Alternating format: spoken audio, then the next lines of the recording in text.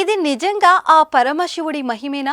సాక్షాత్తు ఆ పరమేశ్వరుడే అగ్నితోనే నాగపాము ఆలయానికి వచ్చి నాట్యం చేసిందా? కరీంనగర్ జిల్లా హుజురాబాద్ పట్టణంలో ఓ అద్భుత దృశ్యం ఆవిష్కృతమైంది.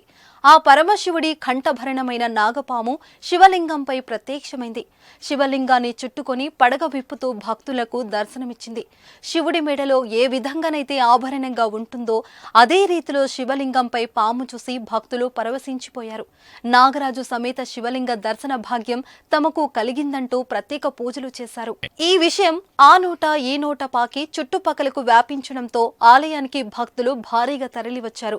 తమను చల్లగా చూడాలని ఆ నాగేంద్రుని మొక్కుకున్నారు.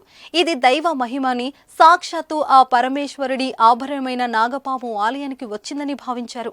దిగు దిగు దిగు నాగ, దిగురా సుందర నాగ అంటూ పాటలను కూడా మనసులో పాడుకున్నారు. దండాలు పెడుతూ హారతులు పట్టి పూజలు చేశారు. దీంతో ఆలయ ప్రాంగణం శివనామ స్మరణతో మారుమోగిపోయింది.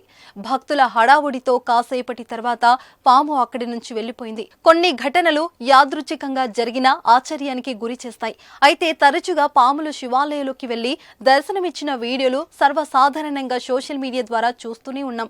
కొన్నిసార్లు ఆలయంలోకి అనుకోకుండా పాములు వస్తుంటాయి. ఇలాంటి అద్భుతాలు జరిగినప్పుడు దేవుడు మహిమే అని బలంగా నమ్ముతున్న ప్రజలు పూజలు చేస్తున్నారు.